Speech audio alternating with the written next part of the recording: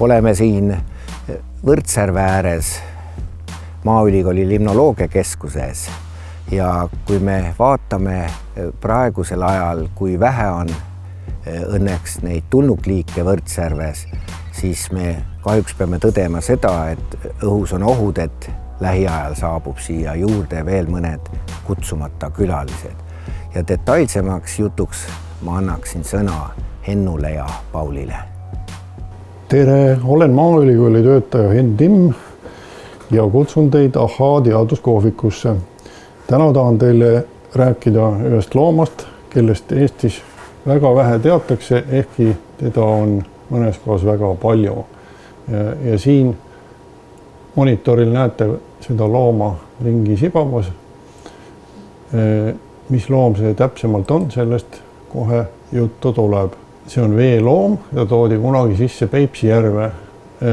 Ja miks teda toodi, oli see mõte, et siis oleks kaladel rohkem süüa. Paraku juhtus nii, et tuli välja nagu alati, kuigi taheti parimat. Nimelt selle loomaga koos, keda tuua taheti, toodi ka ühte teist looma, kellel eriti ei mõeldudki. Ja siis läks ta seal järves laiali.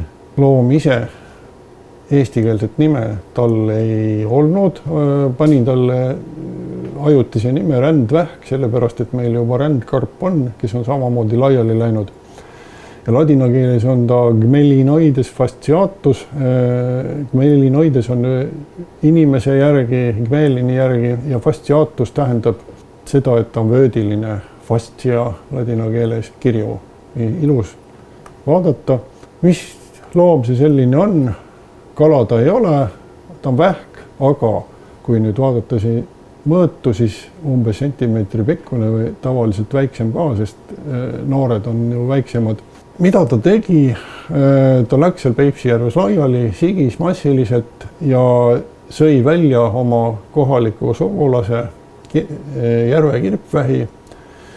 Ja peale selle sõi ta välja ka enamiku igasuguseid muid põhjaloomi, nii et seal Peipsis madalas vees nüüd ongi ainult peamiselt üks liik. Selline olukord ei ole mitte normaalne ühe veekogu jaoks.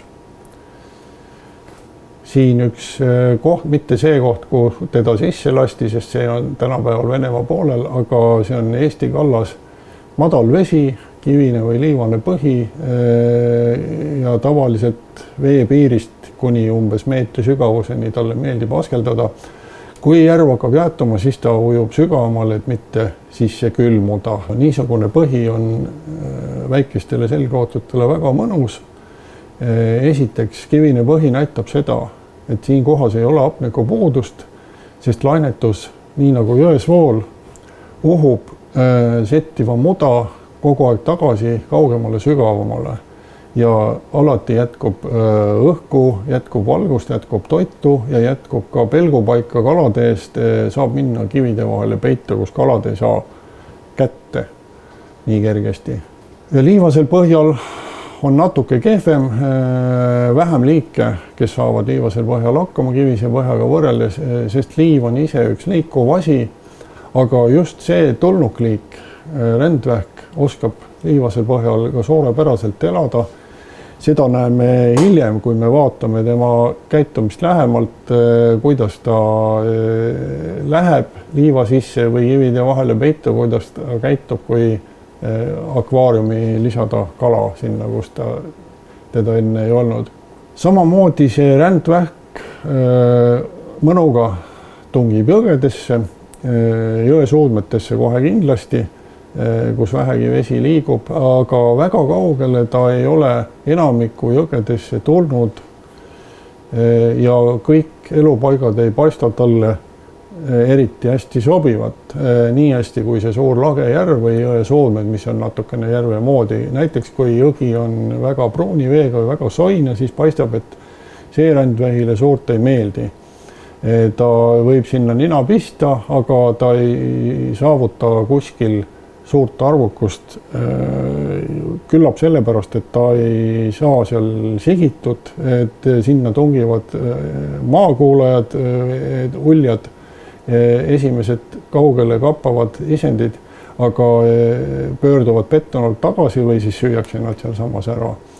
Ja samuti ei ole rändvähki enam siis, kui see jõgi on juba väiksem ja voolab kiiresti, et väga palju vastuvoolu nad ei taha liikuda ja see on tegelikult õnneks, sest vastasel juhul nad ujutaksid iseendaga üle ka kõik veekogud, kuhu vähegi võimalik pääseda oleks. Üks erand on jõgede suhtes, kuhu see rändvähk on tonginud täitsa kaugele Tartu linnani, Tartu linnast läbi isegi veel vastuvoolu ja see on ka üks põhjus, et miks me hakkasime tema vastu just erilist huvi tundma, sest mul oli hirm ja on praegugi hirm, et see rändvähk võib jõuda Võrtsjärve välja ja teha Võrtsjärvega seda sama, mida ta Peipsiga juba tegi. Nimelt süüa lihtsalt kõik teised loomad ära ja jääda sinna üksinda alles. See on väga kurb pilt vaadata, umbes niimoodi, nagu näiteks teil oleks kodus ilus muru või aas ja siis see kasvab lihtsalt nõgeseid täis ja need nõgesed ei lähe enam sealt mitte kuhugi, mitte kuidagi moodi, jääb puhas nõgeste kultuur. No võib ka mõne meeldivama taime võtta, aga suurt vahet ei ole. Niisiis, tänapäevane levik sellel loomal, et tuli siit sisse ja seal, kus on võimalik minna pärivoolu, on ta loomulikult läinud. Narva hüdrojaama pais ei ole mitte mingisuguseks tõkkes, ta lihtsalt sulpsab sealt alla, ta on nii väike ja kerge, et temaga ei juhtu midagi. Tõenäoliselt kogu Peipsi järve rannavöönd on teda täis, kaasa arvatud, mis on saarte ümber. Ma tean, et ta on liikunud ka Velika ja Jõgepidi üles ja ta on liikunud üles Emajõge pidi, aga kaugemale kui siiani, nagu siin joonisel näha, esialgu ei paista teda olevat. Miks ta sinna just pidama on jäänud, seda täpselt ei oska öelda, aga ega ma väga ei kurvasta ka just nendel põhjustel, et oleks ükski selline suur järv, kus ta veel ei laiuta Eestis. Siin veel pilt sellest, kuidas mitte ainult rändvähki, vaid ka lihtsalt põhjaloomi püütakse. Selleks ei ole väga suurt ja kallist varustust vaja, tuleb võtta kummikud, vesi on külm või kivine ja selline täitsa tavaline kahv ja tõmmata sellega mööda põhja. Sellest levimisest nüüd esialgu kõik ja järgmine teema tuleb juba teises töötoas ja teise inimese poolt räägitud.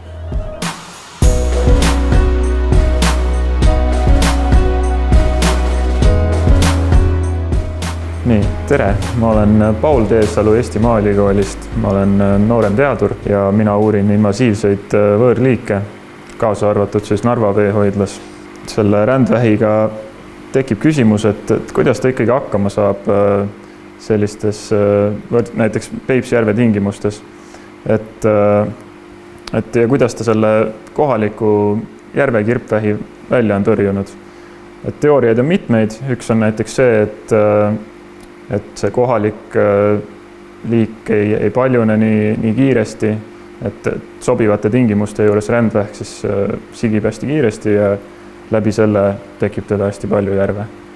Ja on ka näiteks see, et rändvähk siis toitub sellest kohalikust järvekirpvähist, eriti siis tema noorjärkudest. Aga meil oli ka üks teine hüpotees, mis siis puudutab kalu, et Peipsi järve kaldavööndis on hästi palju rändvähki liivase põhja peal. Seal on lage, selline liivane põhi. Võiks arvata, et kalad söövad selle rändvähi ära, puhas huuk, pole probleemi. Aga selle asemel on teda hästi palju ja siis me mõtlesimegi, et äkki ta jääb ellu tänu sellele, et ta kaevub substraadi sisse ja seeläbi siis peitub kalade eest.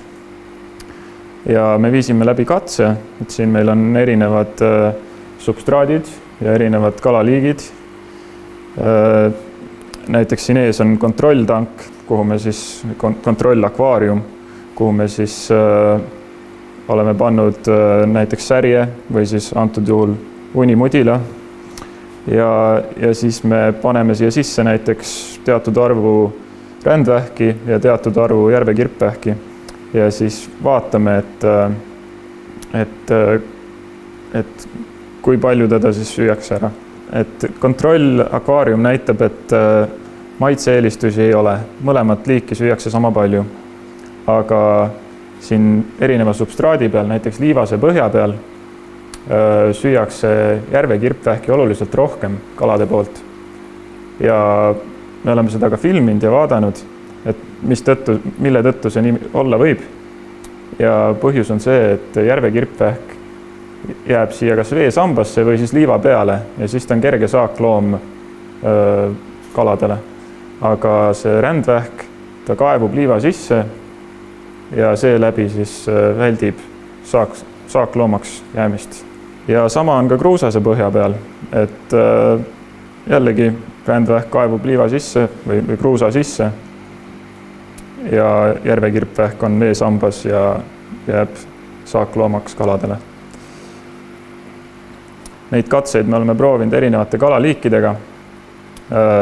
Särg on see, kellega me hetkel kõige rohkem oleme tööd teinud, aga kindlasti huviobjekt on ka Kaug-Ida unimudil, keda on näha siin.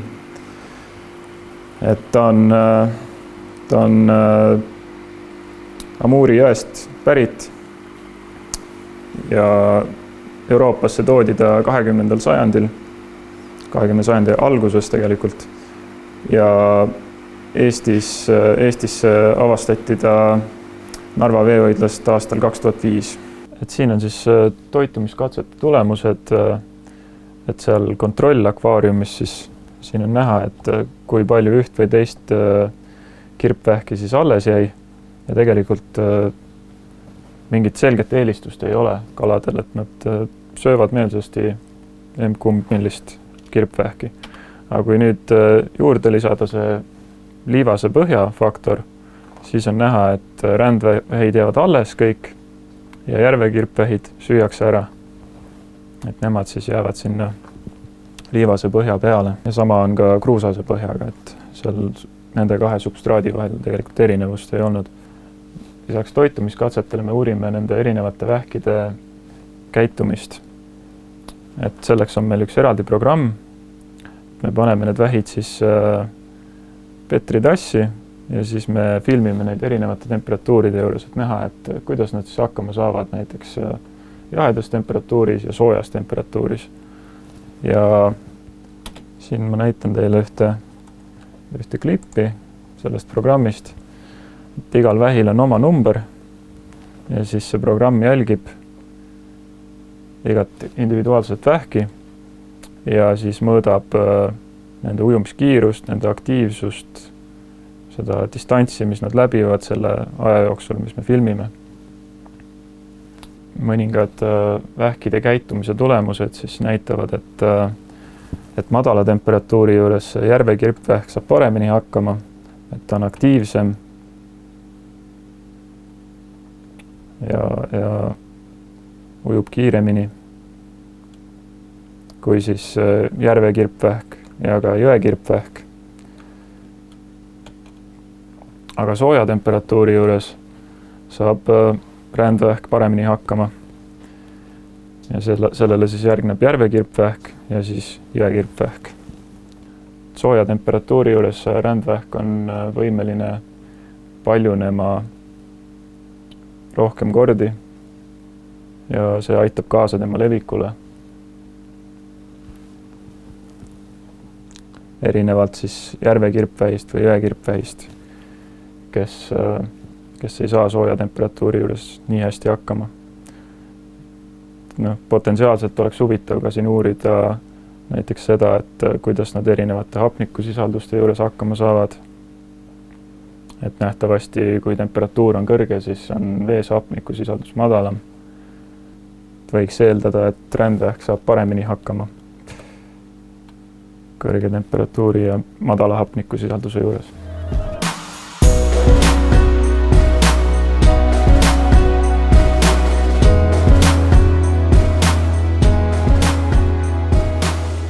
Mina olen Arvo Tuvikene ja töötan Eesti Maaülikooli kalanduse ja vesiviljeluse õppetoolis vanemteadurina ja täna ma hakkan teile demonstreerima sellist ujumistunnelit või ütleme, seda võib ka nimetada trenažööriks, millest saab testida veeloomade ujumisvõimekust.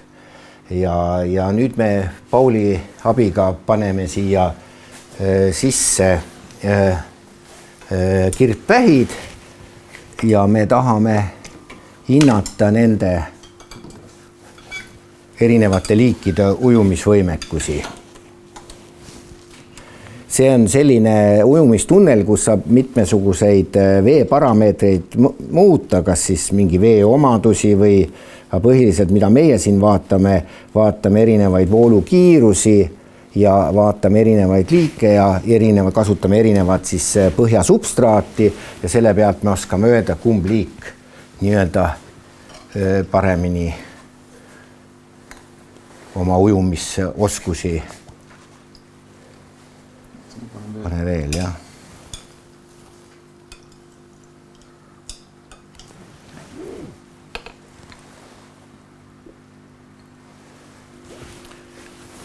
Ja praegu vesi seisab selles ujumistunnelis või siis fluviaariumis, aga nüüd me saame siin tekitada erinevaid voolukiirusi ja siin on näha juba, et need vähid hakkavad ujuma ja me saame meid huvitab siin sellised parameetrid, et mis kiiruse puhul nad veel suudavad vastuvoolu ujuda ja kus nad enam ei suuda vastuvoolu ujuda ja siis erinevate liikide käitumist vaatame ja meie need tulemused siin, ütleme, algsed tulemused näitavad seda, et see kohalik rändvähk, see järverändvähk, mitte järverändvähk, järve kirpvähk on isegi parem ujuja, aga ta ei kaevu sinna substraadi sisse, aga rändvähk kaevub substraadi sisse ja sellega võiks öelda, et väiksemgi selline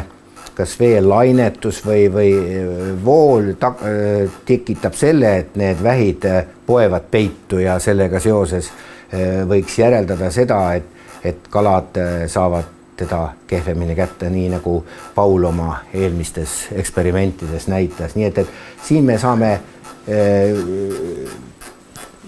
meil on siis kalibreeritud graafik siin, kiiruse graafik, et mitu pööret see teeb siin, selle pealt me saame öelda, mitu sentimeetrit sekundis see vesi voolab selles süsteemis ja üldistatult võiks siis öelda, et rändvähk kipub juba substraati sisse pugema poole väiksematel kiirustel, kui seda teeb kohalik järve kirpvähk.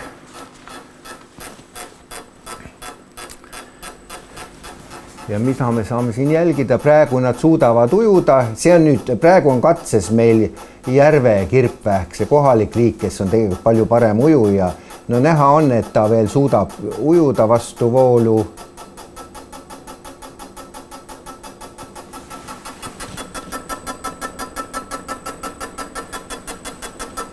Praegu on umbes 10 sentimeetrit sekundis voolukiirus siin.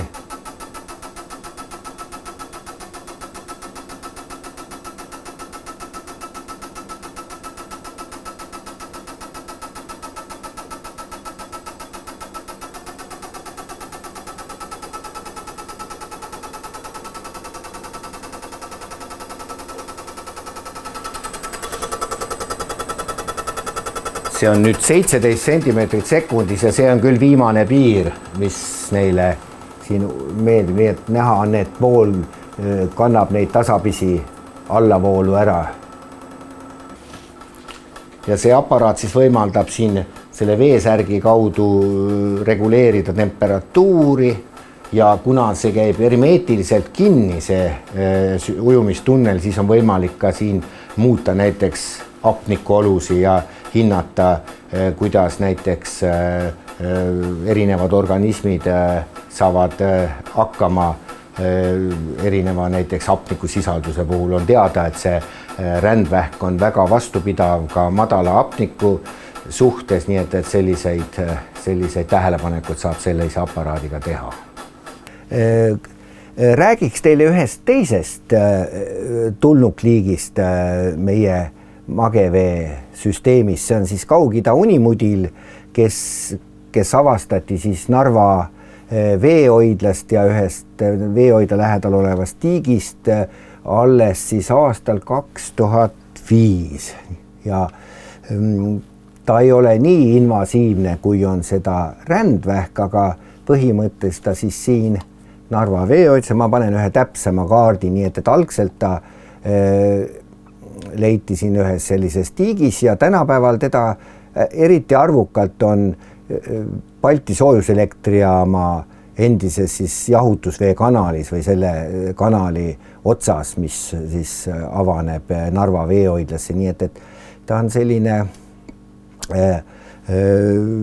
liik, kes ka teatud kurja teeb, aga peab siiski ütlema, et seda liiki suudavad meie kohalikud tõsised röövkalad nagu ahven ja hauk kontrolli all hoida, nii et ta vaikselt küll laiendab oma areaali, aga minu teada ta sealt Narva veehoidlast kuskile välja veel läinud ei ole Peipsi suunas.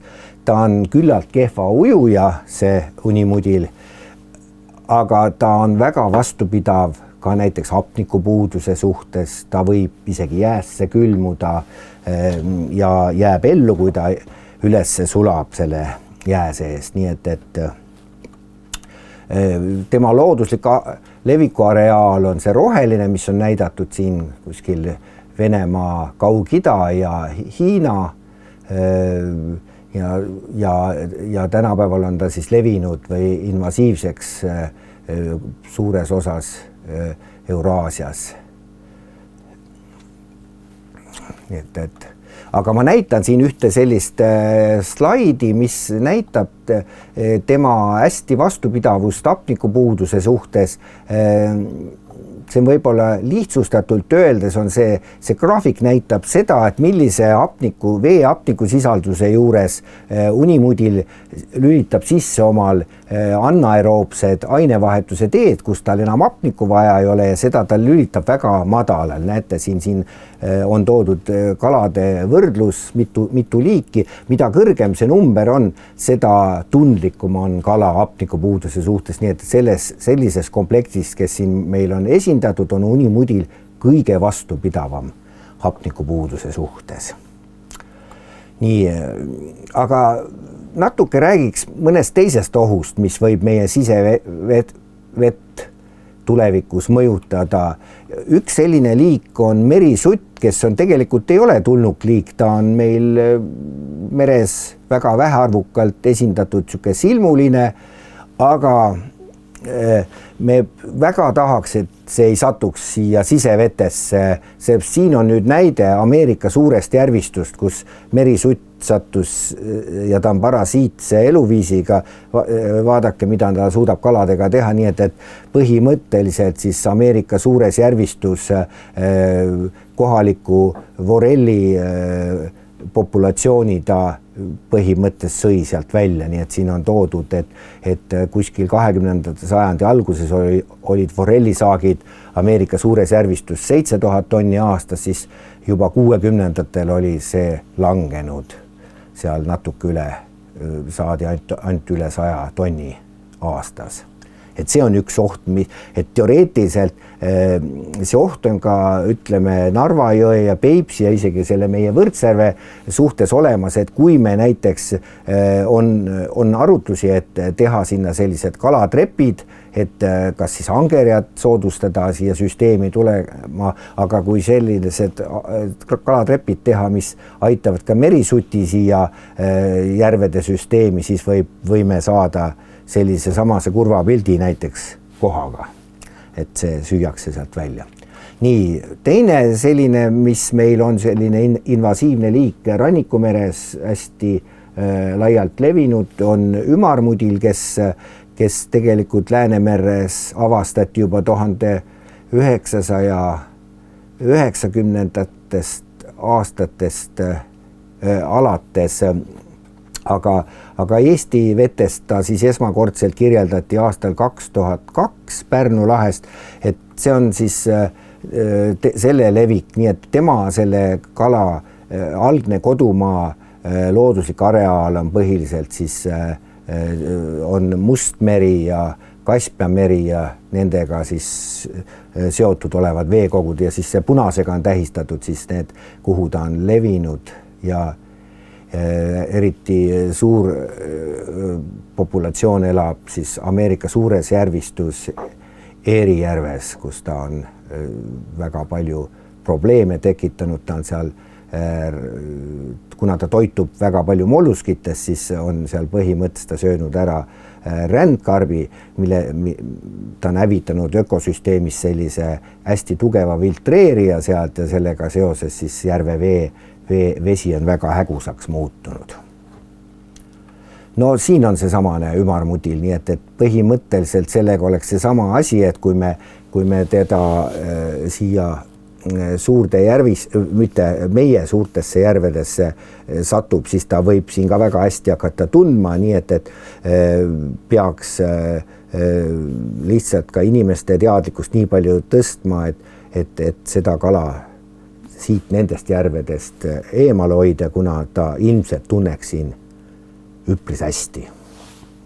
Ja üldse arvan, et inimeste teadlikkus on väga palju kasvanud tulnukliikidega, sest kui me läheme aastasse kuskil 1900 seal 60, 70, 80, siis tegelikult võtame ka puhtalt ainuüksi kalade hulgas. Eestis on ju katsetatud väga palju kalu, pandud mitmesuguseid lõhilasi ja siiglasi ja kes õnneks ei ole siia pidama jäänud, nii et kui me vaatame selliste tulnukliikide osas, siis keda on asustatud siia kunagi ammu, kes on kanda hästi kinnitanud, on meil hõbekoger, nii et hõbekoger on selline, kes õnneks ei ole ta väga invasiivne, ta väga palju kurja ei tee, aga vaat see ümarmudil on ilmselt siis praegusel momendil kõige rohkem kurja tegev kala. Õnneks praegu või mitte selles mõttes praegu veel Rannikumeres ja loodame, et ta ei satugi meie suurjärvede süsteemi, aga see oht on täitsa olemas. Aga ma räägiks teile kahe sõnaga siin või mõne sõnaga maailma kõige kuulsamast kalade poolt või tulnukliigi poolt tekitatud ökokatastroofist. Me peame selleks minema Aafrikasse maailma suuruselt teise järve, Victoria järve äärde, kuhu siis 1954. aastal introdutseeriti selline vägev kala nagu niilusahven. Ja mis ta siis tegi, teda introdutseeriti sinna selleks, et loomulikult ka tõsta kalameeste nii-öelda tuluallikaid, aga see, ja ta on väga võimas kala, näete, ta võib kaaluda kuni 200 kilogrammi aga mis ta siis tegi? Põhimõtteliselt Victoria järves oli väga palju endeemseid liike. Endeemne liik on see, kes elab ainult selles järves ja üheski teises järves ei ela. Ja 80% biomassist olid sellised kirevlased perekonnast Haplochromys, kes peamiselt toitusid mitmesugusest vetikatest ja pealiskasvust seal, mis kivide ja taimede peale kasvab, aga see niilusahven sõi lühikese ajaga kuskil 200 kalaliiki maakeralt välja, nii et see on selles mõttes, seda peetakse siis 20. sajandi kõige suuremaks selgroogsete väljasuremiseks, nii et selline kõige kurvem näide vähemalt kalade kui tulnukliikide kohta. No siin on lihtsalt Victoria järve kaart. Ja sellega oleks kõik. Paratamatult puutume me ka tulevikus kokku võõrliikidega ja me peame lootma, et need, kes meile siia saabuvad, ei muutuks invasiivseteks ja peame ka lootma seda, et meie omad kohalikud liigid suudaksid neid kontrolli all hoida. Ja samas tahaks koputada inimeste südametunnistusele, et nad ei soosiks ega soodustaks võõrliikide levikut veekogudesse.